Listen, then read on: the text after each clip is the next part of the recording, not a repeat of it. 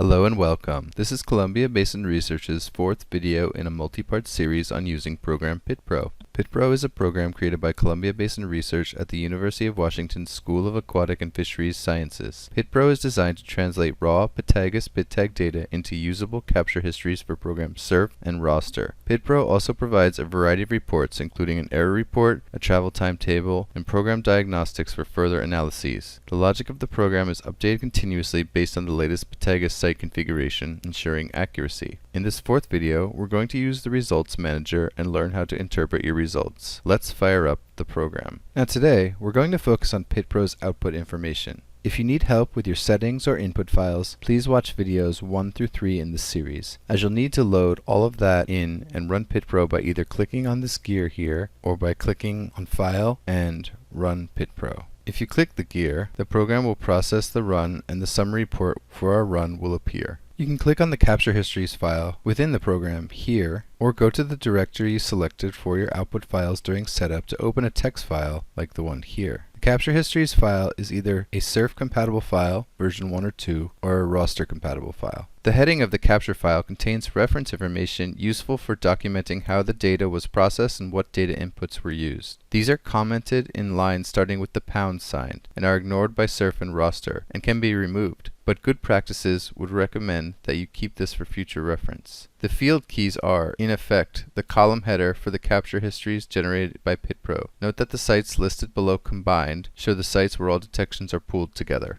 All non-commented lines are required. The project name is listed below SURPH2. When you have multiple populations combined into one capture history file, the list of names will appear after population names. Associated detection histories for each population will be listed in the order of the names below, with each line representing one fish, and the number of tags associated with each population listed in the same order under N tag. Tag ID present lets the SURPH program know that the first column is a unique key to track and process the detection histories. Other format options are available for SURPH analysis, but will not be covered in this series of videos. Histories from the second column on are 1. Detected or released, 0. Not detected, or 2. Censored at that site. In those cases, a 0 is entered after the 2, but those are ignored when analyzing in SURPH. Going back to the PitPro program itself, we can click on Data to see our original input files. If you click on the Error tab, you can see the error report. And opening your error report text file from the output folder, the errors file has one line for each removed fish, followed by a series of fields representing the particular errors that contain either a 1 indicating an error or a 0 indicating no error. The errors are labeled in the following table. Note that when we are looking at the ERR file directly in WordPad, that 1 is considered the PIT-tag ID, so column 2 would be observations on known juvenile detector outside migration year, 3 would be fish detected as Jack, etc., with all numbering shifted one place over. Within the program itself, this chart is updated from the example in the user manual. The travel time file provides the first and last travel times to each observation site for each fish. Travel times are only calculated if a release date is provided for the fish in the release data file. The file has a header indicating the column labels. The first column is the PIT-tag code. The remaining columns are pairs of first and last detections for each defined site as defined on the Sites tab. If a fish was not detected at a site, the travel times will be reported as 0.000. If a fish was detected at a given site but no release data was provided for the fish, the travel time will be reported as negative 999.999. You can see here that A41BF8 was detected at Lower Granite, but not at McNary, John Day, Bonneville, or the Toad Array. The detection date file is similar to the travel time file, except that it records the first and last date of observation at each detection site. It has an additional column for release date, so it is possible to calculate travel times for all sites and between all sites using only this file. This is the file that the Results Manager uses to create travel time table, as seen here.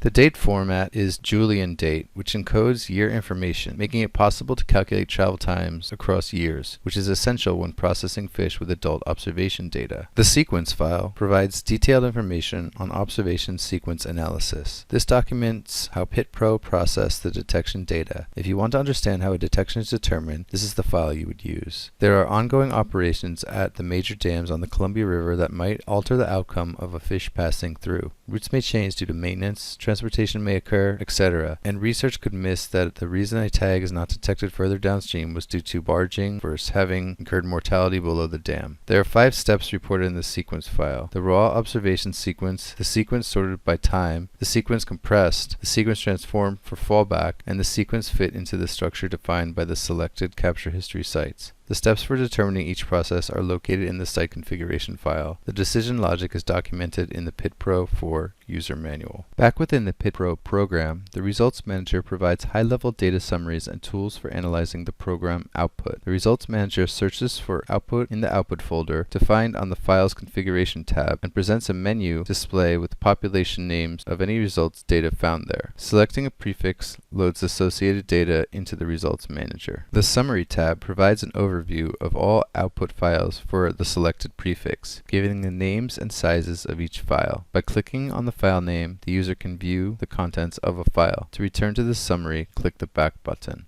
The Data tab lists and provides access to the data input files that were selected as the data input for the given run. The Errors tab provides a summary of any errors encountered. The table lists each possible error and the number of fish for which the error occurred. Total number of errors is provided at the bottom of the table. This table lists the errors in the same order as they appear in the error file. The travel time table provides arithmetic means corresponding standard errors and the number of fish used in estimating travel time for each reach. These calculations are based on the detection date file and will only be available if the data output file has been generated. If this tab is blank, confirm the checkboxes beside detection date under the output file switches and suffix reading on the file configuration tab have been checked. Travel time harmonic means are provided as well as arithmetic means. These are less influenced by the few outliers, much slower or faster fish than the majority of the release group. Travel times to adult sites will be incorrect unless the detection date format has been set to Julian date. This can be set on the file configuration tab under the section heading detection date file. PitPro provides Cormack-Jolly-Seber estimates when the SURPH data format is selected. These estimates are not valid for any results that include adult observations, except when the adult observations occur in the last field only. There are 2 settings which influence the format of the output. The PIT-tag tracker allows the user to view all input and output data pertaining to a specific fish in one convenient place. This can be useful for tracking down issues that may arise in data processing. To view the data, enter a PIT code and click on the Go button. The default view is a summary table of the capture history output and a table with input data for the fish. Check the Show Details box for a full report displaying data from the observation tag input files and the capture history, errors, travel time, detection date, and sequence output files. Several of the reports are available for export to comma-separated variable format. These can be accessed via the Data menu of the Results Manager. These reports include the Cormack-Jolly-Seber report and the travel time report. In addition, the covariance matrix for the CJS calculation is also available from this menu in CSV format. This is provided for those who may want to perform more advanced survival estimates combining the individual estimated survivals. The Update Manager facilitates keeping the program and site configuration up to date. If the computer running PitPro is connected to the internet, PitPro will check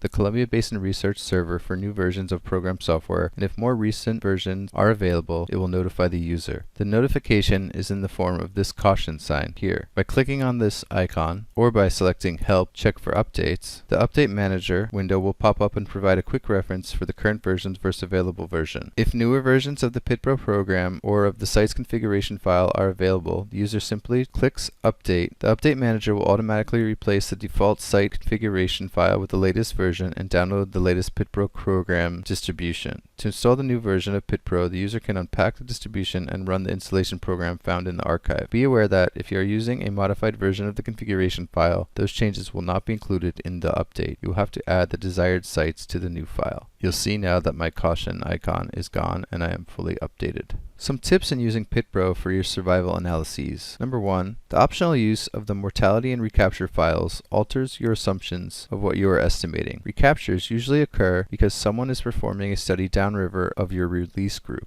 These recaptures may include some form of handling and impact the subsequent survival of those fish. If you want to estimate survival of the environment without the additional mortality source, use a recapture file. Number 2. If your site is not listed in the config file, you can create your own by editing a local copy of the site's configuration file. See the PitPro user manual for further instructions. Number 3. When survival or detection probabilities cannot be estimated, you can edit the sites used in the main PitPro window, removing sites that have few or no detections or pull detections at the end of the range you're looking at. Number 4. If travel time CJS estimates are in incorrect order, remember to sort the sites used processing the detection. Number 5. Always look at the error summary. Large amounts of removed tags will indicate that something is wrong in either the program setup or the file selected for analysis. This has been lesson 4 on using Program PitPro, in which we looked at our various output files. We hope that this video has given you a better understanding of the results that PitPro creates and what you're able to gain from them. We hope that this video helps you get the most out of Program PitPro. Again, if you have any questions or comments in regards to Program PitPro, please fill out our survey as previously detailed. You can also contact Columbia Basin Research at web@cbr.washington.edu. Best of luck with your analyses. Thank you.